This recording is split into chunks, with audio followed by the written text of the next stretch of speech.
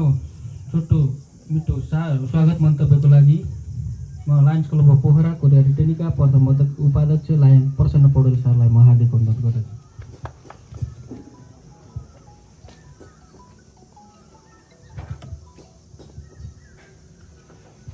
धन्यवाद। Lions Club of Korea रिटर्नीका सचिव अर्जुन प्रसाद पौडेल भाइ। लायन्स क्लब अफ कोरिया रिटर्नीको नियमित बैठक अन्तर्गतको सायद अन्तिम बैठक होला। यस बैठकको अध्यक्षता ग्रहण गरिरहनुभएका लायन्स क्लब अफ कोरिया रिटर्नीका संस्थापक अध्यक्ष Ishwarbahadur KC sir,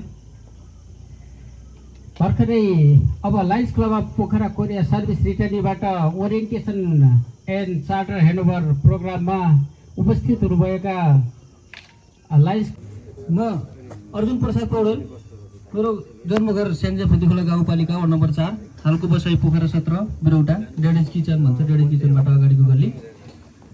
Lions Club of Pokhara Korea रिटर्नीको सचिव, पेसाले कहिलेकाहीँ पाए भट्टाएको समयमा कोरियन भाषाको टिचर है। धन्यवाद। यति नै, अरू आगामी दिनहरूमा जोड्दै जानेछु। अब यो माइक सबै ठाउँमा नपुग्ला, शान्त भयो।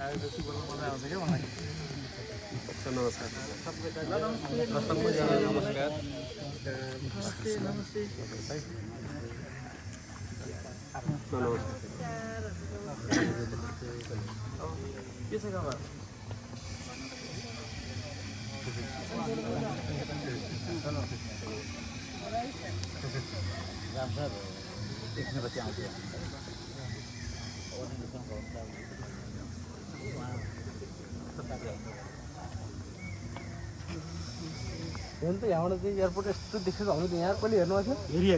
त्यही भएर लाइनलाई त गाउँ गाउँ डुलाउने अब यो वर्ष सही हो। यति लायन विनोद ढुङ्गाना सरलाई म आसन गर्नको लागि आसन ग्रहणको लागि लायन्स इन्टरनेसनल डिस्ट्रिक्ट 325 बाई नेपालका district chief adviser second VDG elected Lion Shailendra Mohan Bhattarai सरलाई म आसन गर्नको लागि हार्दिक अनुरोध गर्दछु। लायन्स इन्टरनेसनल डिस्ट्रिक्ट 325 आई नेपालका district coordinator Lion Rishi Giri सरलाई म अतिथिको आसन गर्नको लागि हार्दिक अनुरोध गर्दछु। डिस्ट्रिक्ट 325 आई Nepal district coordinator Lion Amrit Shobha Khatri म्यामलाई अतिथिको आसन ग्रहण गर्नको लागि हार्दिक अनुरोध गर्दछु। अतिथिको आसन ग्रहणको लागि लायन्स क्लब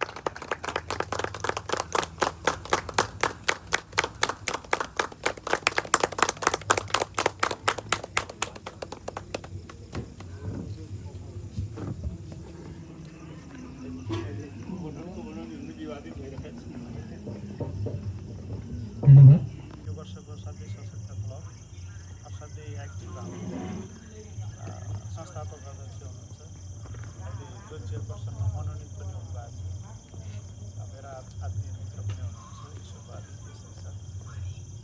त्यसै गरी हाम्रो डिस्ट्रिक्टका second vice district governor elect Shailendra Mohan Bhattarai sir. त्यसै गरी डिस्ट्रिक्टका co chief adviser Rishi sir, co chief adviser Amrit Shobha Khatri ma'am, सबै साथीहरू, विशेष गरी Lions Club of Pokhara service रिटर्नीका अध्यक्ष अनिल सुवेदी सर लगायत सबै साथीहरू, सबैप्रति हार्दिक सम्मान व्यक्त गर्छु, आभार व्यक्त गर्छु। आज हामी ओरिएन्टेसनको कुरा गरिराखेका छौँ। पहिला चाहिँ ओरिएन्टेसनको कुराहरू गरौँ र आज हामी चार्टर पनि ह्यान्डओभर गर्दैछौँ नयाँ क्लबलाई। त्यो भएको हुनाले यो कार्यक्रम चाहिँ असाध्यै महत्त्वपूर्ण कार्यक्रम पनि छ। त्यही कुराहरू बुझ्ने कुराहरू पनि छन्। विशेष गरी अब मैले आफैले ओरिएन्टेसन पनि गराएको छु, मलाई त्यो याद छ। कोरिया रिटर्नी यही वर्ष हामीले स्थापना गऱ्यौँ र साथीहरूलाई लायन्स क्लब के हो भन्ने बारेमा चाहिँ जानकारी पनि गरायौँ।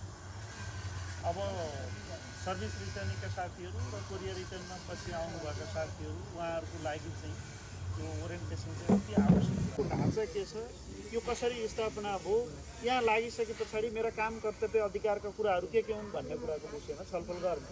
त्यो भएर म तपाईँहरूलाई के भन्छु भने आज हामीले एउटा बुझ्नै पर्ने कुरा चाहिँ के हो भने लायन्समा लागिसक्नु कुनै साथी लायन्समा जोडिनुभयो, यसको बाई इन्भिटेसन सदस्यता बनाइन्छ, अनि कोही नयाँ सदस्य पनि साथीहरू हाम्रो क्लबमा जोडिराख्नु भएको हुन्छ, अनि कुनै नयाँ क्लब स्थापना गऱ्यौँ भने त्यसमा त अधिकांश साथीहरू नयाँ साथी नै हुन्छन्।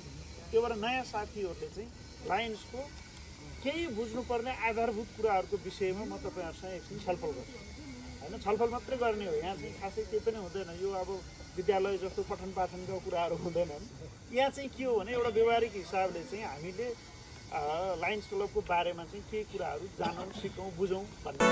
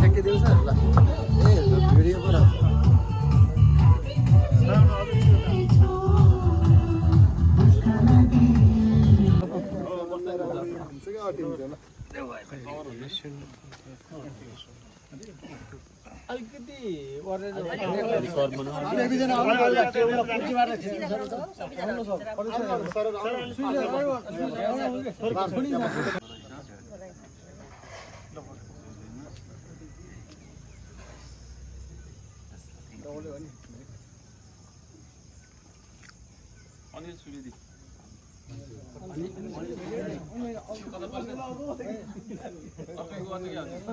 चेन्ज गर्नु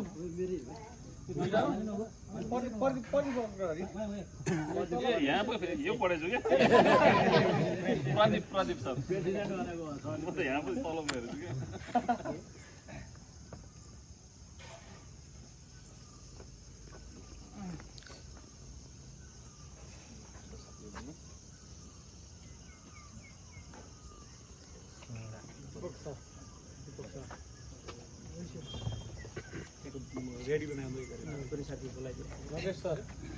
हाम्रो ताली भएन त नि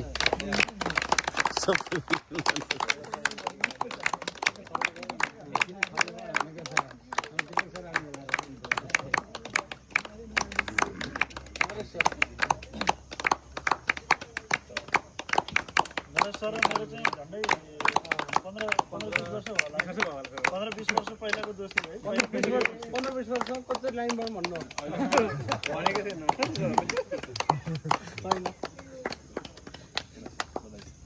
सरले नौलाई आउनु मिलेन हजुरले पाल्न छोडिदिएर सर बुद्धराज सर बुद्धराज देख्नु सर ल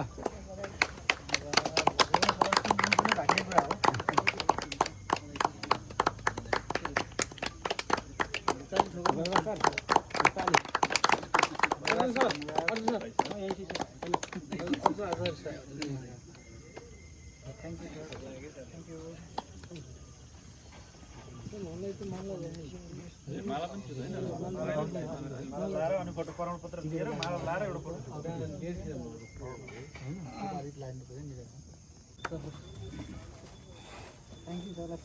हाम्रो साथी सर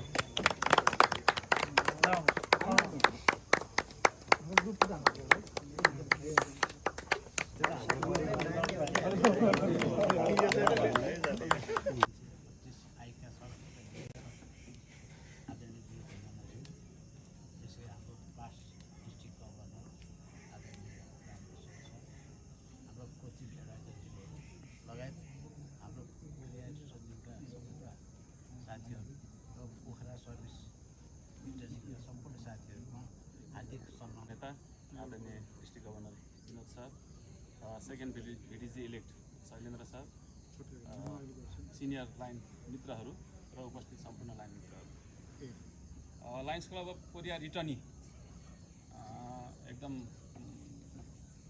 नयाँ क्लब हुँदाहुँदै पनि यो वर्ष जसरी कार्य अगाडि बढाएको छ उत्कृष्ट ढङ्गले हाम्रो डिस्ट्रिक्टको एउटा एकदमै पुरानो वेल नन क्लबहरू जस्तै चाहिँ नि कोरिया रिटर्नीलाई लिने गरिएको छ यो कारण चाहिँ नि यहाँहरूले गरेको उत्कृष्ट कार्य ईश्वर सरको नेतृत्वमा क्लब जसरी अगाडि बढेको छ त्यही कारणले गर्दाखेरि नै तपाईँहरूको क्लब चाहिँ नि अत्यन्त उत्कृष्ट ढङ्गबाट अगाडि बढ्छ